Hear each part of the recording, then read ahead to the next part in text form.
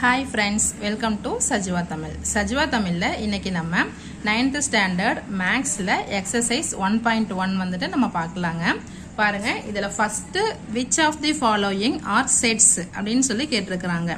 இப்போ நம்மனால வந்துட்டு ஒரு குறிப்பிட்ட அளவு எண்ணிக்கையை நம்மனால கவுண்ட் பண்ணி எண்ண முடியும் அப்படினு சொல்லி இருந்தா அதுக்கு பேரு தாங்க செட்.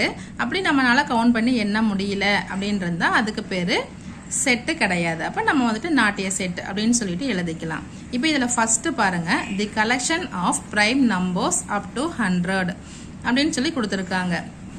இப்போ இதுல பாத்தீங்கன்னா பிரைம் நம்பரோட கடைசி நம்பர் வந்துட்டு 100ல முடியற வரையும் அப்படினு சொல்லி அவங்களே கொடுத்துட்டாங்க. அப்ப நம்ம வந்துட்டு அவங்களே முடிவை கொடுத்ததுனால நம்மனால ஈஸியா வந்துட்டு மொத்தம் இதுல வந்துட்டு எத்தனை பிரைம் நம்பர் இருக்கு அப்படின்னு சொல்லி நம்மனால கவுண்ட் பண்ணி எண்ண முடியும் இல்லையா?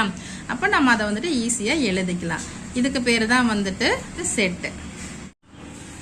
அடுத்த question the collection of rich people in India அப்படின்னு சொல்லி கேட்குறாங்க. அப்போ இந்தியாவில் இருக்கிற பணக்கார மக்களை வந்துட்டு நம்மளால எண்ணி சொல்ல முடியுமா அப்படின்னு சொல்லி கேட்குறாங்க. இப்போ பார்த்தீங்கன்னா நம்ம வந்துட்டு 10 லட்சம் இருந்தாலும் அவங்க வந்துட்டு பணக்காரங்க தான். அதே 10 கோடி இருந்தாலும் அவங்க வந்துட்டு பணக்காரங்க தான். அதனால நம்ம வந்துட்டு திடீர்னு ஒரு 10,000 இருக்கிறவங்க கூட வந்துட்டு என்ன சொல்லுவாங்க, அவங்க கணக்கில் நான் வந்துட்டு பணக்காரன் அப்படிங்கிற ஒரு மைண்ட் செட்டில் தான் அவங்க இருப்பாங்க. அதனால நம்ம இந்தியா ஃபுல்லாக வந்துட்டு எத்தனை பணக்காரங்க இருக்காங்க அப்படிங்கிறது நம்மளால வந்துட்டு எண்ணி சொல்ல முடியாது. அதனால இதை வந்துட்டு நம்ம it is a not set அப்படின்னு சொல்லி நம்ம எழுதிக்கலாம். பாருங்க second one it is a not set அப்படின்னு சொல்லி எழுதியாச்சு. அடுத்து third one the collection of all rivers in India அப்படின்னு சொல்லி கேட்டிருக்கிறாங்க. இப்போ இவங்க வந்துட்டு என்ன கேட்குறாங்கன்னா இந்தியாவில் இருக்கிற ரிவர்ஸை வந்துட்டு எத்தனை ரிவர்ஸ் இருக்குது அப்படின்னு சொல்லி நம்மளால கவுண்ட் பண்ணி சொல்ல முடியுமா அப்படின்னு சொல்லி கேட்குறாங்க. இப்போ இதெல்லாம் வந்துட்டு நம்ம அந்த புக்ஸுகளில் பார்த்தாலே வந்துட்டு நம்மளுக்கு அதில் அவங்களே கவுண்ட் பண்ணி எழுதி கொடுத்துருப்பாங்க. அதனால நம்மளால ஈஸியாக எண்ணி நம்மளால சொல்ல முடியும். அப்போ இதை வந்துட்டு நம்ம என்ன எழுதிக்கலாம், செட் அப்படின்னு சொல்லிட்டு நம்ம எழுதிக்கலாம். It is a set. பாருங்க third one it is a set அப்படின்னு சொல்லி நம்ம எழுதியாச்சு. அடுத்து fourth one the collection of good hockey players அப்படின்னு சொல்லி கேட்டிருக்கிறாங்க. இப்போ நல்லா விளையாடுற ஹாக்கி பிளேயரை நம்மளால வந்துட்டு எண்ணி சொல்ல முடியுமா அப்படின்னு சொல்லி நம்ம கிட்ட கேட்குறாங்க. இப்போ பார்த்தீங்கன்னா அந்த ஹாக்கி பிளேயர்ஸ்ல தான் நல்லா விளையாடுறவங்க இருக்கிறாங்கன்னு சொல்லி கேட்கல. இவங்க வந்துட்டு அதில் இருக்கிறவங்கள மட்டும் தனியாகவும் கேட்கல, மொத்தத்தில் கேட்டிருக்காங்க. அப்போ மொத்தத்தில்னா இப்போ வெளியவும் நிறையா அந்த கேமுக்கு சேராமல் கூட நிறைய பேர் நல்லா விளையாடுற திறமை உள்ளவங்க கூட இருக்கலாம், நிறைய பேர் நம்ம இருக்கலாம். அதிலே கூட எத்தனை பேர் நல்லா திடீர்னு ஒரு சமயம் நல்லா விளையாண்டு ஃபர்ஸ்ட்டாக வருவாங்க, அடுத்த தடவை பார்த்தீங்கன்னா அவுட் ஆவாங்க. அதனால இதில் வந்துட்டு நம்மளால கரெக்டாக இது எண்ணி நம்மளால சொல்ல முடியாது. அதனால இதை வந்துட்டு நம்ம it is a not set அப்படின்னு சொல்லி எழுதிக்கலாம். பாருங்க fourth one it is a not set அப்படி. அடுத்து நம்ம செகண்ட் ஒன் பார்க்கலாங்க. செகண்ட் ஒன் பார்த்தீங்கன்னா இதுல list of the set of letters of the following words in roster form அப்படின்னு சொல்லி கொடுத்துருக்காங்க. இதுல நம்ம வந்துட்டு ரூஸ்டர் ஃபார்ம் அப்படின்னா என்னன்னு சொல்லி பார்த்துக்கலாம். ஃபர்ஸ்ட் ரூஸ்டர் ஃபார்ம் அப்படின்னா இப்போ வந்துட்டு அவங்க வந்துட்டு கொடுத்துருக்கிற லெட்டரை வந்துட்டு நம்ம தனித்தனியா பிரிச்சு எழுதிக்கணும். பிரிச்சு எழுதுறதோட அதுல வந்துட்டு ரிப்பீட்டடா வர்ற வேர்ட்ஸை வந்துட்டு நம்ம எழுதக்கூடாது. இதோட மீனிங் தான் வந்துட்டு ரூஸ்டர் ஃபார்ம்.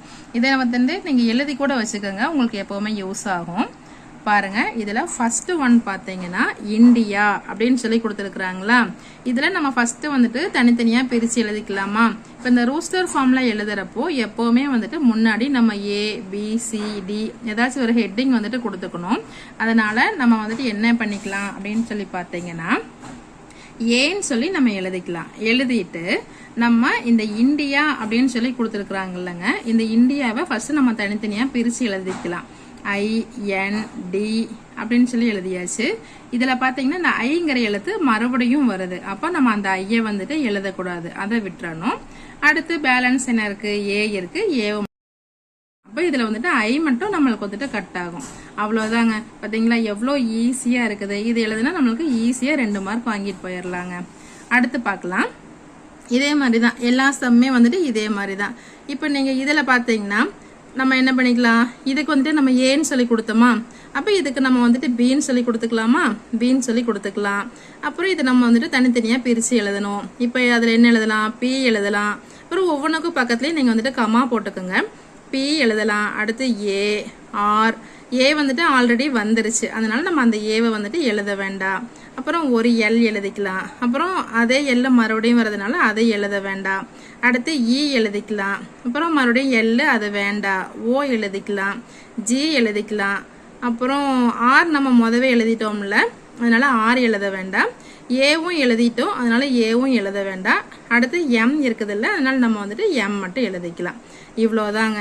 இதே மாதிரி தாங்க ஒரு சம்மும் வந்துட்டு நம்ம ஈஸியாக போட்டுடலாங்க. அடுத்து இதுக்கு ஹெட்டிங் வந்துட்டு நம்ம சின்னு சொல்லி வச்சுக்கலாம்.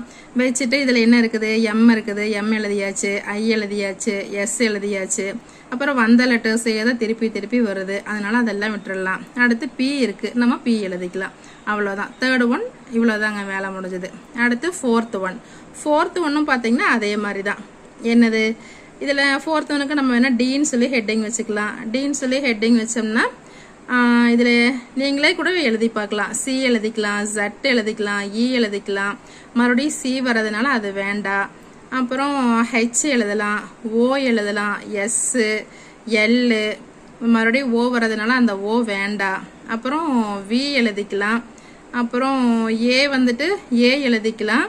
அப்புறம் கே எழுதிக்கலாம், ஐயும் வந்துட்டு எழுதிக்கலாம். அப்புறம் ஏ ஆல்ரெடி எழுதியிருக்கிறதுனால அந்த ஏ வந்துட்டு எழுத வேண்டாம். இப்போ இதை நான் நோட்டில் எழுதுறேங்க, இதை நீங்கள் பார்த்து அப்படியே காப்பி பண்ணிக்கோங்க.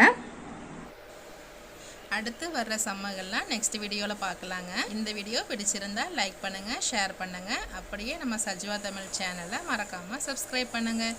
தேங்க்யூ.